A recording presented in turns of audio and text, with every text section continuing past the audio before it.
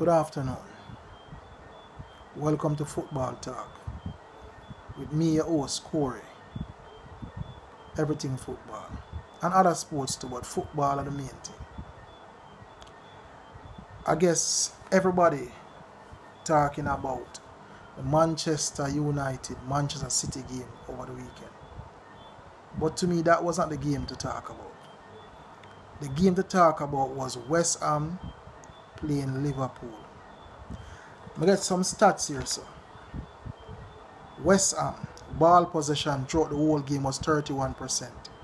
Liverpool ball possession was 68%. Liverpool dominated that, but yet still didn't win the match. And didn't look that convincing and threatening.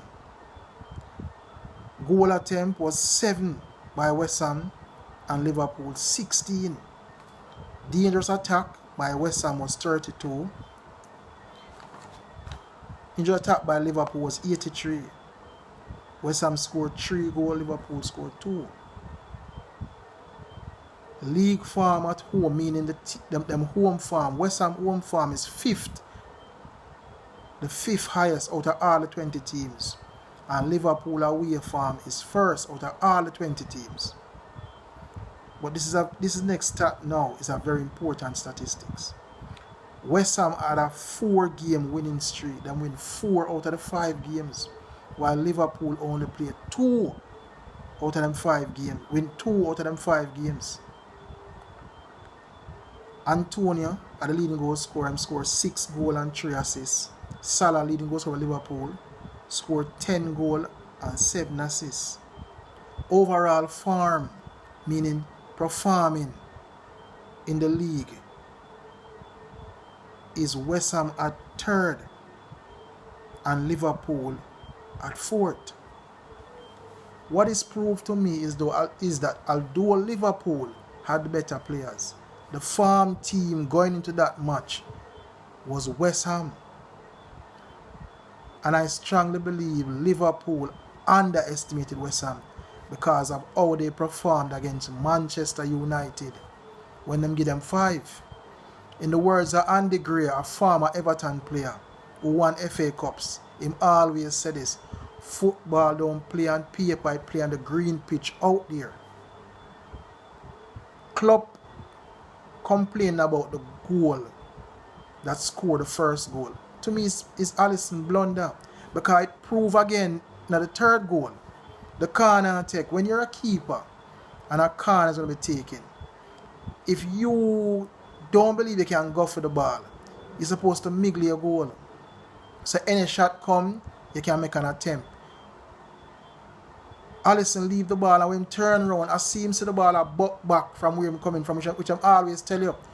Whenever you're going to score a header, buck back the ball where the keeper coming from. Kurt Zouma just rise up and buck the ball. Alisson was nowhere. Him then in the middle of the goal, him couldn't do nothing at all. Him blunder. Liverpool scored 2 goals, yes. But otherwise from that, them performance was poor. And them need to be consistent. You must say? Them play 5, the last 5 games, them only won 2 out of it. While West Ham play 5 and win 4. That must count for something, you know. And look at the players who scored for West Ham. There was no Antonio in it. None at all. Salah didn't turn up. Man didn't turn up. Henderson never turned up. Nobody turned up for Liverpool. Apart from Van Dijk. And probably Van Dijk wasn't around them to get more. Now this is a wake-up call to Liverpool, I think. That them have to be more consistent if they want to win back the title. And also is a learning example of West Ham. That listen, if them continue to stay as a unit and continue to stay consistent, you can probably call West Ham name, you know? Because one of the illustrations of a team that is on the up and confidence is high is when you have more than one person scoring goal. Them no longer reliant upon Antonio alone for score goal. Fonal step up, Kurt Zouma step up. must see today. The center half. Him get a ACL and him out. But you have Dawson around here, you have Duap. The man they're competent enough for hold the back line for West Ham. So I don't think we should act surprised to see West Ham beat Liverpool, because all the signs were there that the team was confident, playing well, them form and everything was right up there. So them going to the game well confident. And them get the results. Them get them just rewards. Liverpool was not going into the game with no form at all. And pay the price for it. So after this international break, will be a stern test for Liverpool. And also a stern test for West Ham. To see if West Ham can continue on that form and see if Liverpool can wake up out of them slumber.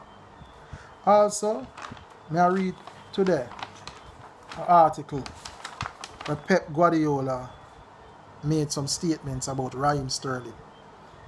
Pep Guardiola has confessed that joining Barcelona would appeal to any player, as he opened the door to an exit for Man City winger Raheem Sterling, as revealed by 90 Minutes.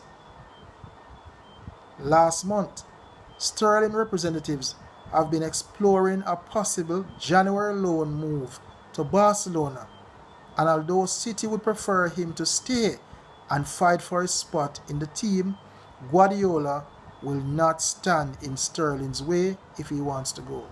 First thing, anybody who believe said the Man City wants Sterling stay and fight for him place need to have a straight jacket and an injection and go straight on a Bellevue go lie down.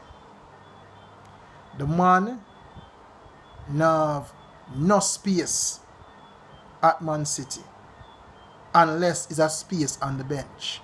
Them spend $100 million and bring Jack Grealish there. From me, see that. And Sterling wanted to get an extension to him contract. And them didn't want to give it to him. Man City do not want Sterling there. And my advice to Sterling is the quicker him can get out is the better for him career. Him days numbered at Man City and him need to leave. See, him need to leave. It doesn't make no sense. Our next article here, so we're going to read about the Brazilian defensive midfielder who played for Real Madrid, Casemiro. Real Madrid's Casemiro has admitted that he sees himself as one of the top defensive midfielders in the world, but stopped short of describing himself as the best. Now 29, Casemiro has been shining at the base of Real Madrid's midfield ever since returning from a loan spell with Porto in 2015, and he is widely accepted as one of the game's best players in the position.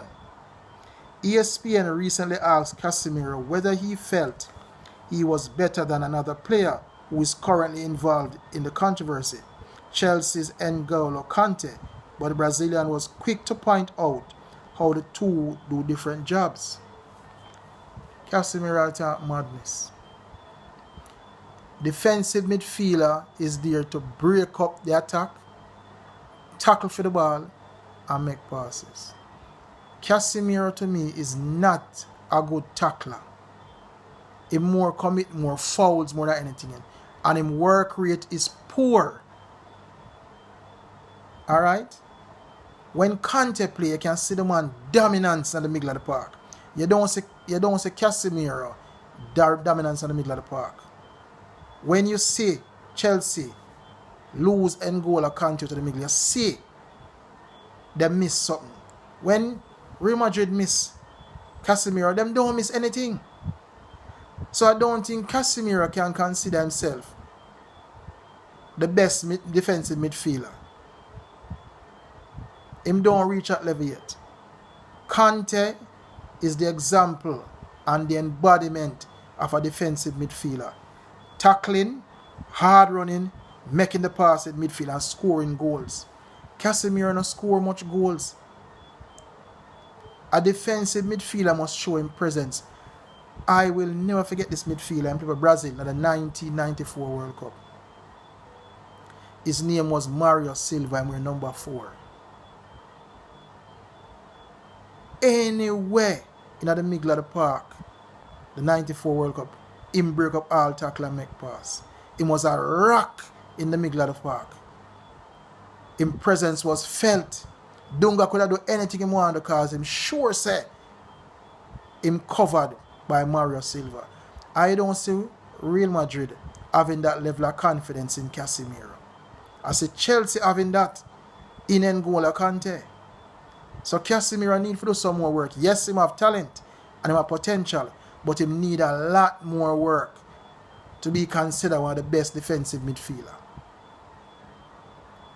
Well, that's my 2 piece on it. Remember, like, share, comment, and subscribe to the page. We'll talk again. Have a good night.